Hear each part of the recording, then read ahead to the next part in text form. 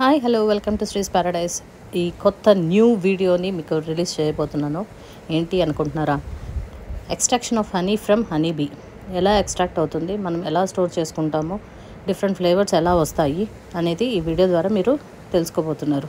So keep watching the video till the end, okay, so that you can know how the honey will be extracted from honey bee. Okay, let us start our video. Seasonal honey. 3 మంత్స్కి ఒకసారి ఇక్కడ harvest చేస్తాం. Okay, taste చూడండి.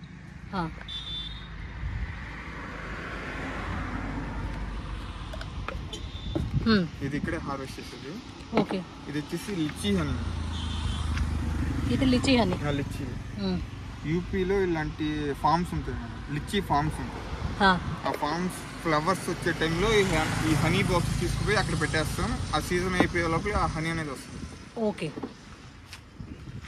ఇది వచ్చేసి 3 years old honey.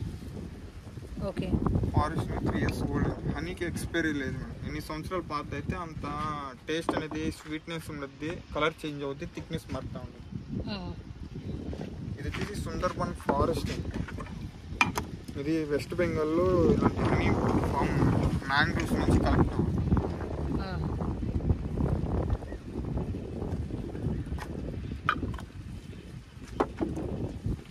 Sir ఇది ఒకసారి చూపించండి సార్. ఇంకా 5 వెరైటీస్ ఉన్నాయి. వైల్డ్ హనీ, దేశీ హనీ అంటే ఇండియన్ స్మాల్ బీస్ అండి. అది వైల్డ్ హనీ అంటే ఇలాంటి బాక్సెస్ తీసుకుపోయి ఫారెస్ట్ లో పెట్టేస్తాం. హనీ అనేది ఎక్స్ట్రాక్ట్ అవుతుంది ఒక 3 months లో అట్లా. మళ్ళీ వచ్చేసి తులసి, అజ్వైన్ అవన్నీ స్టాక్ సేల్ అయిపోయాయి ప్రస్తుతానికి తీయము. ఓకే, ఇవి సేల్ అయిపోయినాయి. తులసిను, అజ్వైన్, వైల్డ్ హనీ, దేశీ అంటే ఇండియన్ స్మాల్ బీస్ చిన్నతేనే ఉంటాయి. ఓకే, మీరు జనరల్గా ఇదైతే నార్మల్ కదా మీకు, ఇది ఇక్కడంతా పెట్టిందంతాను.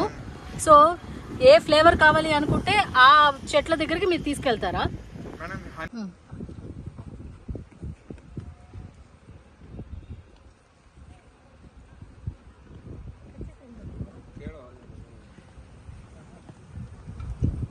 దగ్గర ఇదంతా హనీ మేడం. దీంట్లో 3 types వెరైటీస్ ఉంటాయి. ఇది వచ్చేసి వర్కర్స్ బీస్ అంటారు. ఇది వచ్చేసి డ్రోన్ బీ అంటారు. ఇది డ్రోన్ బీ అంటారు. మొగ దీనికి స్టింగ్ ఉండదు. ఈ వర్కర్స్ బీస్ మొత్తం అంతా స్టింగ్ ఉండదు.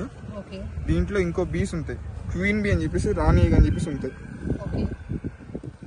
పైన వరకే హనీ అనేది ఫిల్ అవుతుంది, కింద వరకు ఎగ్ లార్వా అని చెప్పేసి క్వీన్ బీ ఉండదు, ఎగ్స్ పెడతా ఉండదు. ఈ బ్రౌన్ కలర్ ఉంది కదా, క్లోజ్ అయిపోయి ఎంత బేబీ అదే లార్వా ఉండదు మనం లోపల.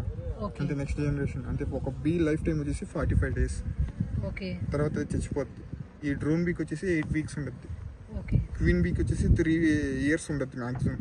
అది కానీ ప్రాపర్గా వర్క్ చేయకపోతే ఈ వర్కర్స్ బీసే చంపేసి కొత్త క్వీన్ అవి రెడీ చేసుకుంటారు. ఆ రెడీ చేసుకునేటప్పుడు ఇక్కడ లార్వా ఉంది కదా వైట్ కలర్గా, ఆ లార్వా అంతా ఈ వర్కర్స్ బీస్ అన్ని కలెక్ట్ చేసుకుని రాయల్ జెల్లీ లాగా ఇట్లా సెల్ ట్యూబ్ లాగా పెట్టేస్తుంది. వాటి సెల్ అయిపోతాయి. ఆ రాయల్ జెల్లీ ఒక 1 weekలో కొత్త క్వీన్ అనేది, చిన్న క్వీన్ వస్తుంది. అలాగా ఈ వర్కర్స్ బీస్ వచ్చేసి బయటకు వెళ్ళేసి ఫ్లవర్స్లో పౌడర్ టైప్లో ఉంటుంది.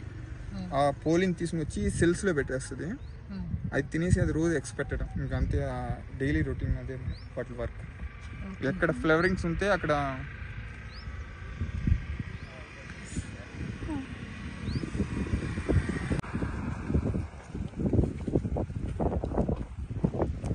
ఇక్కడికి వచ్చి కథలు వర్క్ అండి. కామ్గా స్లోగా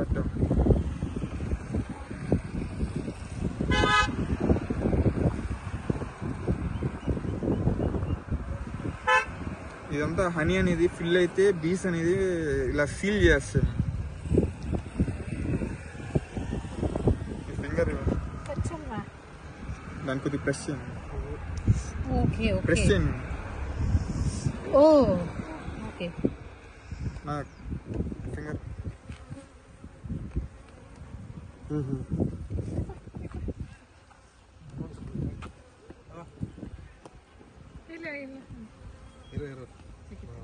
Experience. Can you tell me? It was quite interesting. Show me your finger. Honey is extracted, right? Yes. See the honey? It's dropping off. Dropping off. Very nice, actually. Very interesting. Directly. Just taste it. How is it? Tell me. Marvelous. Very tasty. Yeah, thank you.